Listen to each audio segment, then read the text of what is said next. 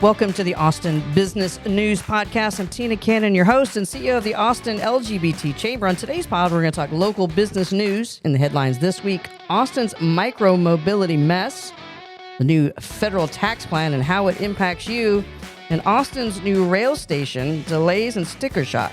We'll be right back.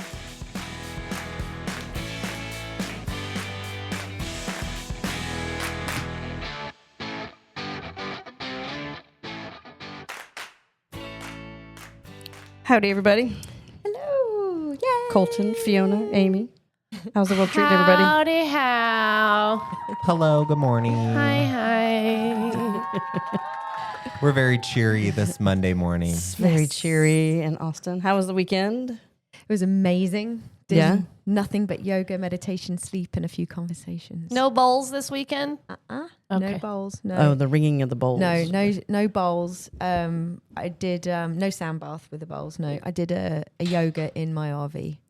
Great. A live yoga session. Okay. For 48 hours? Not quite the 48 hours. But that I could try. Was your Wi-Fi I out? could do like a sponsored yoga. Who wants to like sponsor me to do yoga or raise money for charity? Oh, boy. I got That to would be a long 48 hours. I got to be the voice of the first annual city versus county Sandlot baseball game. Yeah. It was kind of fun to. Yes, I love Sandlot. It was fun to call the. I didn't realize it was like real baseball. Yeah. And the city had a couple of ringers. Uh-oh. They had some guys out there who had played, I think, college ball or high school ball, and Or they even, pro, probably. they yeah. could pitch, and that was slightly unfair. Oh, There's one hell. point where the pitch went over the plate, and Commissioner Ann Howard from Travis County squealed like Colton. What? Colton on a scooter? Yeah.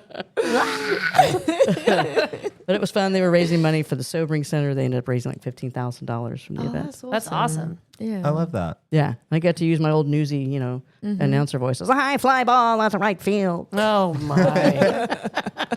Can't believe I missed it. What was going on, Amy? Why did you miss it?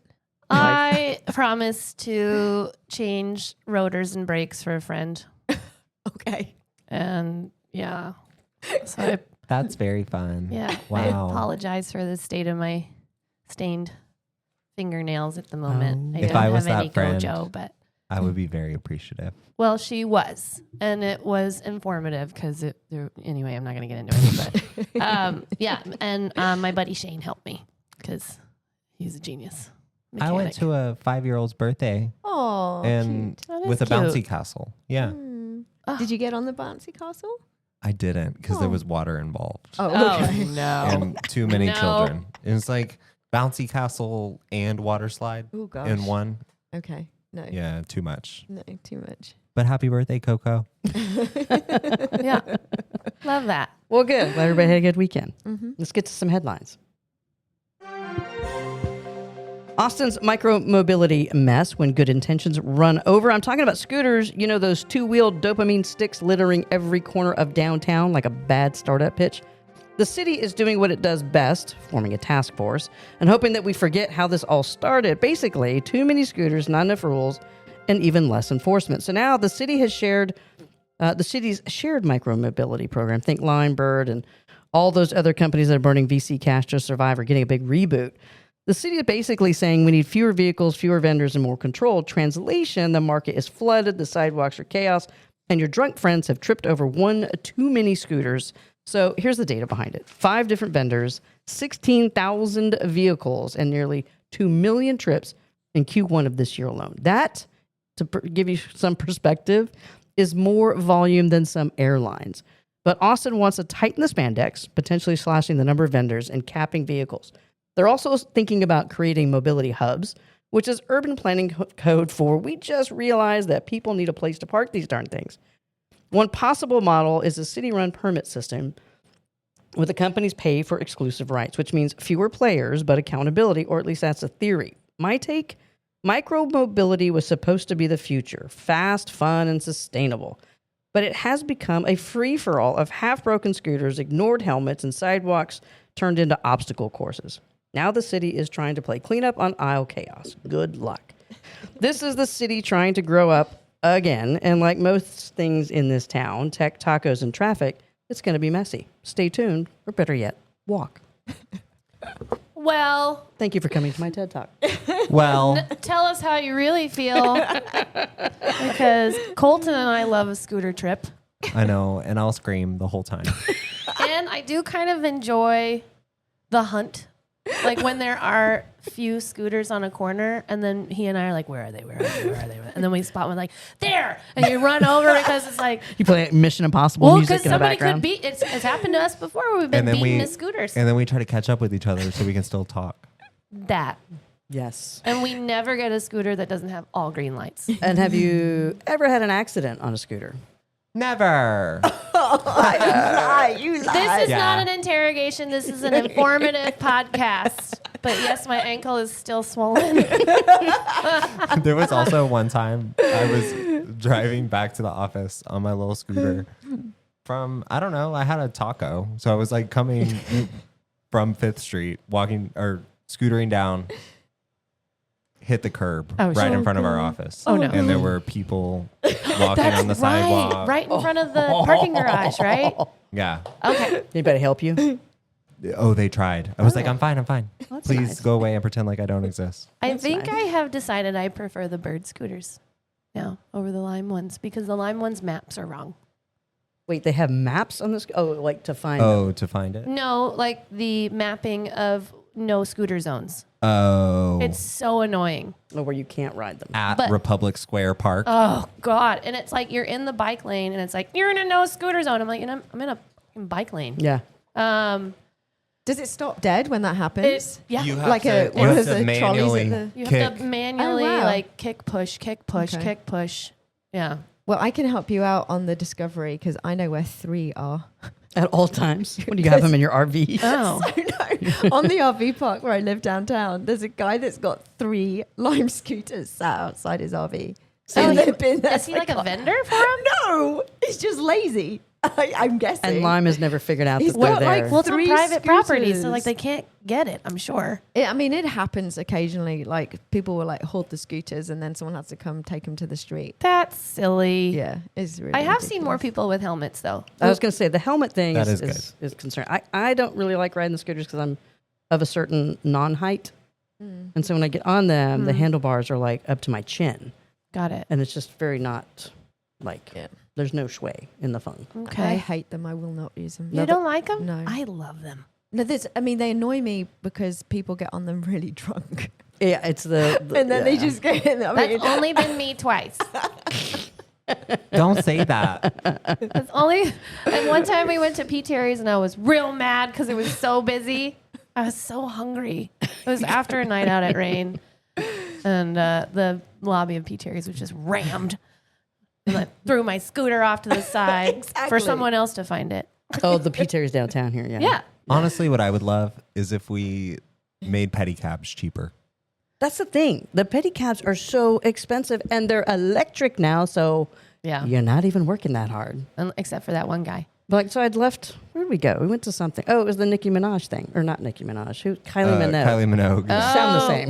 Did you do pedicab that night? We did a pedicab that night too. Yeah, I did a pedicab. And it was, the guy was like, well, it's going to be like $20 per person. It was 3 of us. And I'm like, $60 to go like 7 blocks? Yeah. Like, dude, you're competing against the other micromobility. We- They told Amy and I $100 to rain. Yeah, I was like, I'll give you Well, $40. We're done. Insane. But on the way there, we had our pedicab tell us it's a pay what you want situation. Pay what you want. I just need to get a gig. And we were like, here we go. In the pedicab. And then you're going to get more than what the value is, I think, because I don't know, I overtip.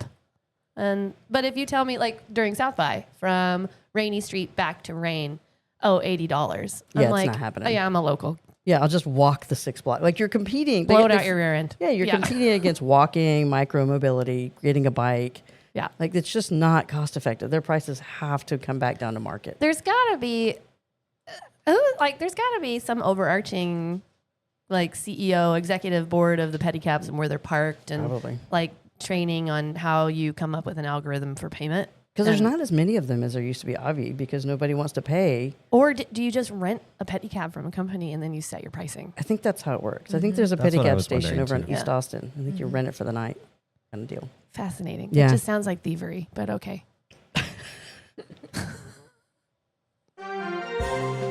Let's talk about the GOP's new tax plan, which we are recording on Monday. It is still kind of stalled. Actually, the GOP is stalling it. So this is marketed as the the one big, beautiful bill. Maybe if you're a billionaire. For everyone else, think Hunger Games meets TurboTax. So let's take a look at what's actually in the bill. Top 1% of earner, if that's you, listener, you walk away with a $65,000 tax cut on average, basically a luxury SUV. If you're a middle income household, you get around $1,300. That's 1 month's rent in like Pflugerville. Families under 50K, you're looking at $263. That's dinner for four and a tank of gas one time. But wait, it gets better. The plan would extend Trump-era tax cuts from 2017, which already gave a disproportionate boost to corporations and the wealthy. We're talking about locking in low corporate tax rates and preserving loopholes that allow private equity to treat labor like an asset class. Now, to pay for it, the plan takes a hatchet to social safety nets. $3.6 trillion, in fact, over 10 years. Nearly $1 trillion from Medicaid. Remember that thing they said they wouldn't touch, affecting millions of low-income and senior Americans? Work requirements for food stamps, because nothing says economic mobility like punishing the hunger. Eliminating the IRS of free tax filing pilot, that little thing that makes it easier for everyone to file their taxes online except tax prep bros.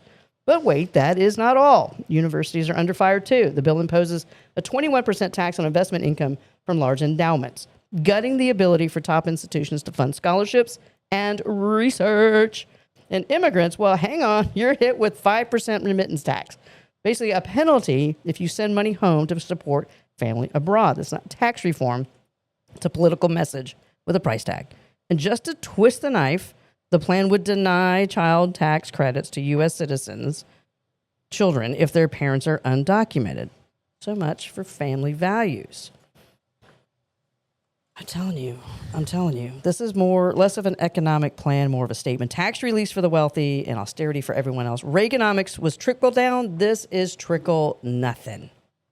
Oh, great. It's it just so keeps bad. getting better. Yeah, they're fighting amongst themselves still. And it's going to, by the way, it's going to add to the debt $1 trillion. Right. Which is already the highest debt we've ever seen. We literally pay more, just almost more. We pay just a little bit less in our debt payments, not the total debt, our debt payments, as we pay for our military every year. It's a very balanced equation that at some point, if we owe more debt than we are able to pay for our military, you can figure out what happens. Yeah. I was watching some of the recap on this weekend, I think. I don't know if they were still in committee or who it was. Some representative was asking questions to a witness. And I think the increase I thought they were talking about 30,000 and under. Like any single income earner that's earning under $30,000 a year. Yeah, their tax was going to go up 76%. Of course. And he was like, Is this right? Is this a typo? Is this a typo? Yeah. Did you see this video? Yeah. And he was like, no, that would be correct. And he's like, what is going on? like you said, like nothing like economic stability, punishing the poor and the strapped and the struggling all the time. Yeah. Yeah, go ahead. Well, I was going to say also, I got a message from my CPA this morning, which always freaks me the hell out. Whenever I see her name in my email box, I'm like, oh shit, what have I done wrong? But this was just an informative message, and basically it affects small business owners, and saying, with the IRS facing significant staffing cuts, including many experienced auditors, they're shifting focus to taxpayers with incomes under 1 million. This means audits and collections may target individuals and smaller businesses with simple tax situations. And also saying that they're going to be using AI a lot more to be able to, for smarter audits and automatic collections, that kind of stuff. And then she's got a whole list of things of what to do and not to panic. But the bottom line was as IRS processes evolve, staying compliant is essential for everyone. I'm all for everybody paying the way they're supposed to pay. Yeah. If that's the rule setters and lawmakers make those, and everybody votes for it, and we voted for the lawmakers, pay your taxes. Right. Elon. Oh, I'm sorry, is that stuck? Like, pay your taxes. But I'm not for the targeted auditing. Just because you make over $1 million doesn't. You're probably paying a good penny for somebody to figure out how to skirt everything you possibly can. Yeah. So it's the under $1 million. Yeah. You shouldn't like you target taxpayers by Yeah. brackets. Yeah. Pay your taxes. Yeah. Elon. Yeah. I've only been audited once. It's How scary was it? stuff. How did you like that? I did not like it. It made me anxious. And I was like, my tax return was like $200. Like, my why are we God. doing this? Mm-hmm. Right? I was audited once too, and it was because of my parents' estate Oh, yeah. and like figuring out, what buckets go where, and there's a will and all. And it was like, man, there's nothing like burying your folks and then being punished by the IRS and them knocking on your door and being like, hey, none of this has been settled. And I'm like, oh, sorry, we haven't even had graveside yet. Right. Can you chill out? Yeah. Yeah, I don't know. There's a lot that needs to be fixed. And I'm just like, I keep going back to the no taxation without representation. But, what we were founded on. But, yeah, watching that video over the weekend and then like thinking about being a single income earner and what I'm up against with increase in just everyday life. I can't afford to live in this country. I was born here. Where am I going to go? Like, it's getting out of control. Plus, And, they're legislating against us every day. and watching like the rich just keep getting like cuts and cuts and cuts and cuts. I'm just like, come on now. Yeah. That's not the American dream. That's not what we were talking about. No, that's oligarchy. Yeah. That's absolute oligarchy. Man, nothing like winding me up on a Monday.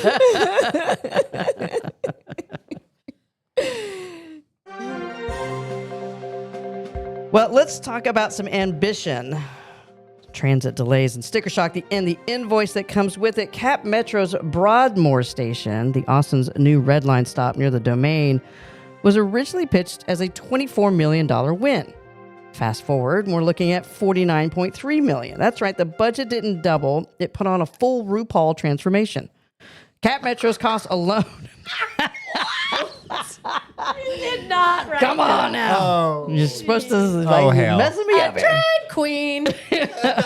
Cap Metro's cost share alone ballooned from $12 million to over $37 million. So what exactly happened? The usual delays, construction costs, and scope creep. But here's the twist. The station is still a net positive for Austin. Here is why. It's going to replace the Kramer station and sit smack in the middle of Uptown ATX, a new 66-acre mega development from Brandywine Realty Trust. The station is expected to be the second busiest stop on the Red Line, trailing only downtown. That's reduced traffic, more jobs, and economic gravitas, all moving through a single node. And kudos where it's due. Brandywine is holding steady on their $12 million commitment and managing construction. Plus, 5 surrounding landowners, get this, donated $20 million worth of land. That's rare, that's alignment, and that's how cities should grow. So yes, the costs went up, but they always do. But this isn't just another train stop. It's infrastructure strategy. It's putting public transit where people and companies already are. It's turning congestion into connection. It is lost on another page, so I'll find it. Austin, we've got a lot of challenges, but we can get more public-private plays like this and fewer planning committees, more cranes in the ground. Maybe, just maybe, we can get the city that we actually deserve. I don't know. I'm excited for the stop. I know we need the stop. I know it's going to be a whole different way of life. I'm excited for young people, especially growing up in Austin that are in high school now, that will be able to benefit from this as we move forward. So, I don't know. Thoughts? I want more stops everywhere. Yeah. I love it. More stops, longer line. Yeah. The end. Yeah. Yeah. More RuPaul transformation. Sure. Let's get some longer legs of track out there. I would love to see just a little more, I don't know, expansion. I know we're working on it. Yeah. But Yeah. is this going to operate like a park and ride because it's so big? Is that why it has so much land? No, the new, think of like Domain expanding out. So more of all of that coming out by Got it. between Q2 and the Domain and all that dirt that's out there. I'm excited for it. Yeah, this is good. I mean, it's expensive, but thanks to Brandywine and the local donors. What? Well, Okay. I'm fascinated about that. Who are these landowners who donated 20 million worth of land? We mean, would love they're $20 smart. million. It's a smart business play, right? So let's say, I don't know, make up the number. This is not actual news, so I don't know that these numbers are right? So like make up that they had $100 million worth of land. Yeah. They donate $20 million. They're going to take the $80 million of land and build on it. Yeah. And they'll long-term recoup that initial donation. If that donation is the impetus that makes the train come through there, Yeah. it's a win for everybody around. Yeah. Well, I'm just wondering, any of them single and like bisexuals? Just maybe. Just maybe. We'll find out. Let's investigate. Listener, if you know, send us an email. Wow. This is so much better. You know, leaps and bounds, our rail line compared to Metro Rail in Houston. Really? Oh my God. I've never ridden that one. So that whole project was developed because we thought we were going to get the Olympic bid. Oh. Okay. It was either Olympics or a Super Bowl. I feel like Super Bowl. And then we did get the Super Bowl, but not that one. So it was like, I think it only stretched 7 miles. And it had water fountains that would shoot over the train when you went through a certain part of downtown. That's not necessary. Not necessary at all. And like, do you think anyone ever paid for a ticket? Oh. They're like, oh, people are going to buy tickets. It's going to pay for itself.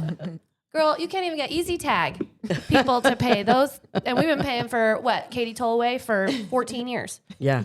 So yeah, I love how this has been a little more calculated and it's accessible. I wish transit was just considered more of a utility, right? That it's just, Yeah.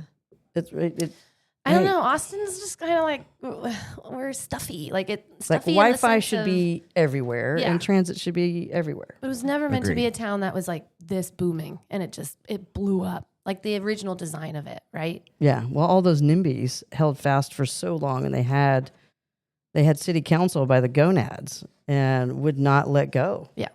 And the old adage back then was, if you don't build it, they won't come.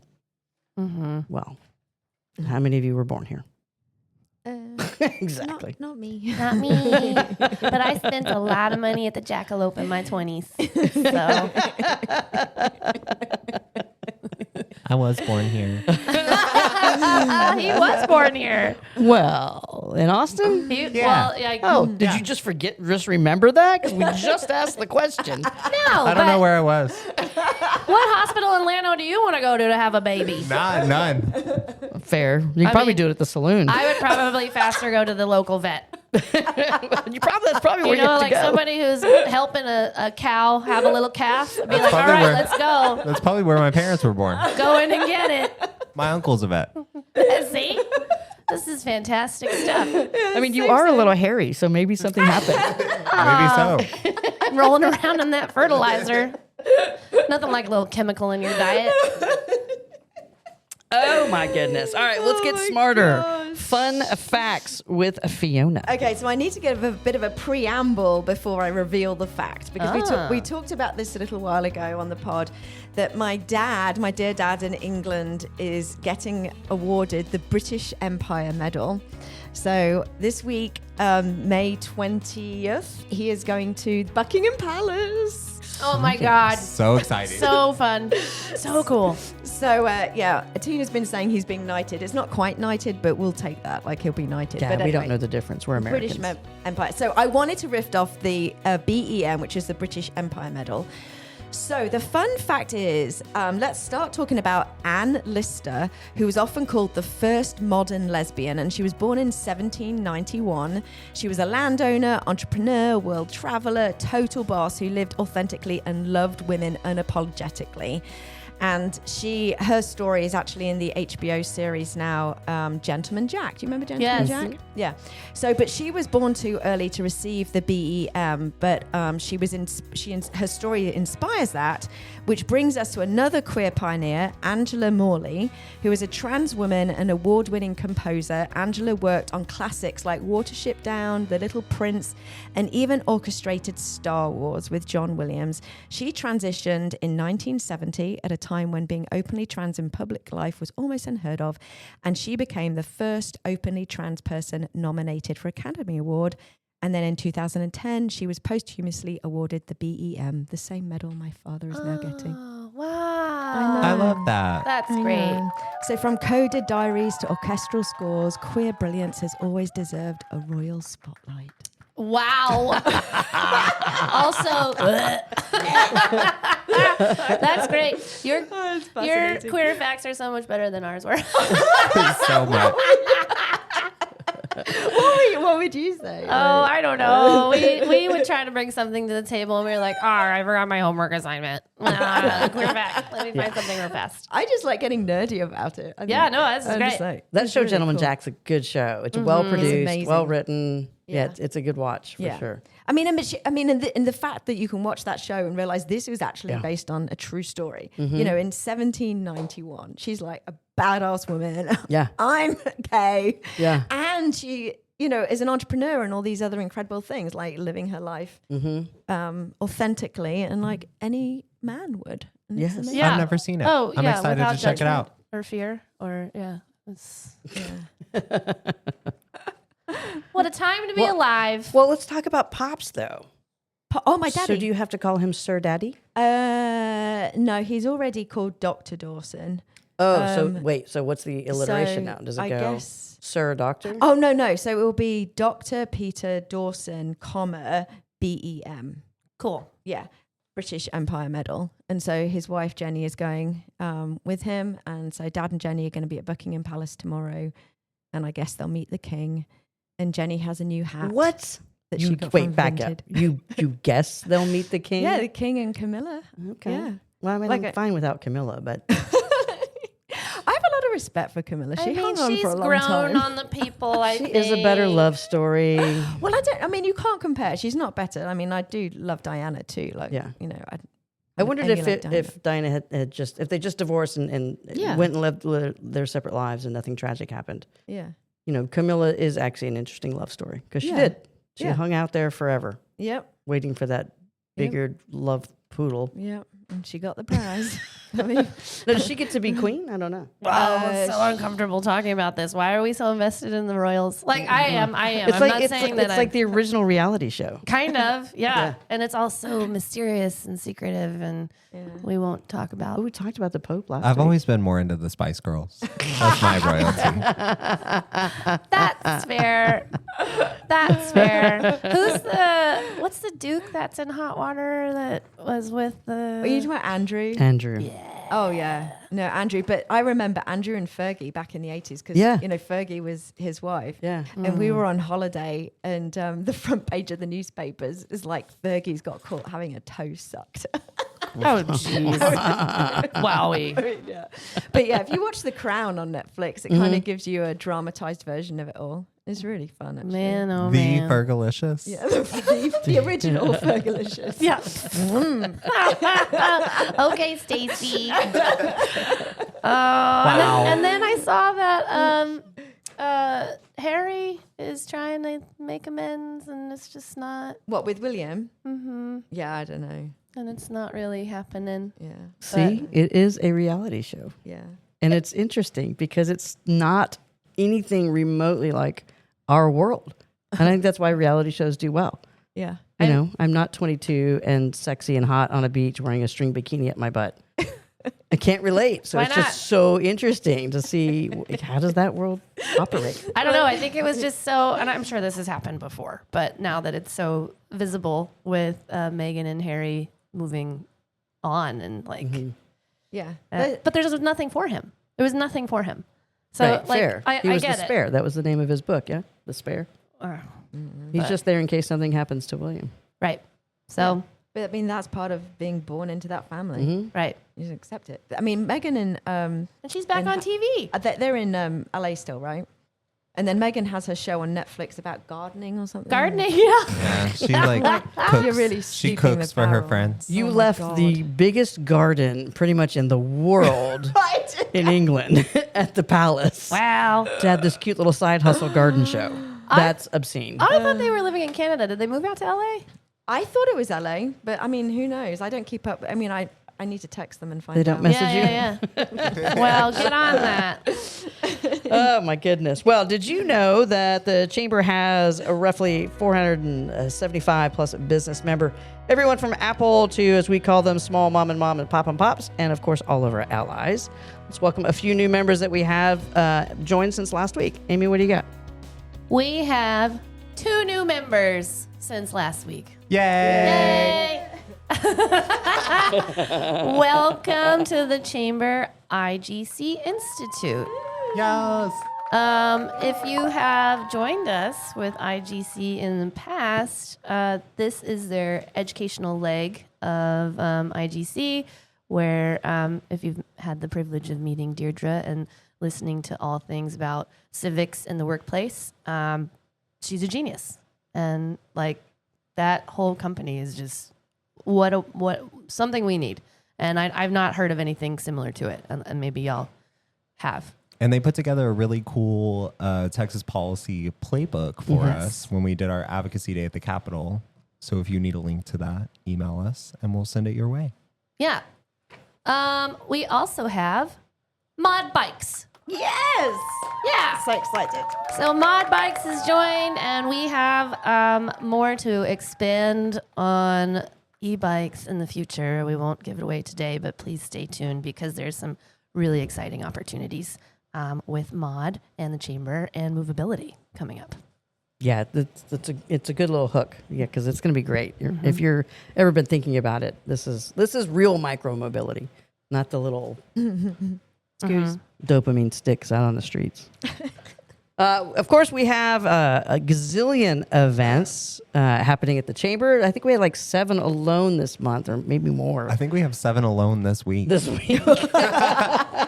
Colton, run us through a few. If you were not able to make it for happy hour last week at City Limits Nissan, you have one more chance to come hang out with us at City Limits Nissan on May 21st for a joint ribbon cutting with the Austin Chamber. This event will be at 4 p.m. You can also join the Consulate General of Ireland, Austin, in partnership with KMFA, AGLIF, and the Austin LGBT Chamber for a special screening of the documentary The 34th, The Story of Marriage Equality in Ireland. This will be a special event to commemorate the 10th anniversary of marriage equality in Ireland. There will be complimentary food and beverages and so much community celebration. I'm excited for this one. I'm really excited. Especially. I know. I'm going to sit next to Christy and cry. Tina's wife. We've already planned it. We've already talked about it. Perfect. You can also join us for a rainbow ribbon cutting with Paramount Theater right ahead of the Alyssa Edwards Crowned North America Tour 2025 show. Amy and I have tickets. Yes. So excited. We've got several members coming with us. I love Alyssa Edwards, and I love the Paramount. She's pretty funny. She is pretty funny. Like, yeah. And listener, if you are not going to the show, please still come hang out with us for the ribbon cutting. We'll be next door to the Paramount at the State Theater in the lobby, which is getting a fancy remodel right now, I heard. Yeah. True. Yeah. All I can think of is Rigor Morris. What? Alyssa Edwards. Alyssa Edwards. Oh. Rigor Morris. Rigor Morris. And they're like, who's Morris? and she looks over, she's like, what? And they're like, rigor mortis, girl. And she's like, oh. She's like, back rolls. They are so goofy. So goofy. Oh, man. But we will cut the ribbon at 7 o'clock to give those with tickets to the show plenty of time to find their seats. There are discounted tickets available for the show in your member portals. Log in and click member exclusive deals for more information. Yeah. Registration is also open for our intercity trip to Seattle this August. Escape the Texas heat and join us in Seattle. Title sponsor for the trip is PMI. Attendees will meet with local civic and business leaders, learn about the Seattle economy, workforce, transportation, taxation, and more to help you decide if you are ready to do business with, to, or from Seattle. Other sponsorship opportunities include hospitality sponsor, session sponsors, and supporting sponsor. Forgot how to talk. Words. Early bird ticket sales for this end on the 31st. So you can register for a full 3-day conference for $11.50. It's good stuff. Let's go. It's going to be at what, 800-900 degrees in Austin in August. Oh, minimum. Good excuse to build your company and come join us in Seattle in August. Yeah. Yeah, it is gonna be great. 3 nights, beautiful hotel, breakfast, lunches, sessions, transportation, all that's in there. You do have to get yourself there on airfare, but if you were one of the first 10 to sign up, we have $200 vouchers from Delta Airlines that you can use for the purchase of your trip there. Nice. Yeah, and round trips are going for just a little bit over that, so it's a good deal. I love it. And don't forget to check out all of our upcoming member events as well. Visit austinlgbtchamber.com for more information. Well, that is it for today. As always, if you want to learn more about becoming a chamber member or events, visit us at austinlgbtchamber.com. If you want to be a guest or a sponsor, email us at info@austinlgbtchamber.com. You can listen to our show every Tuesday wherever you get your podcast. Be sure to follow. Thanks, and we'll see you next time.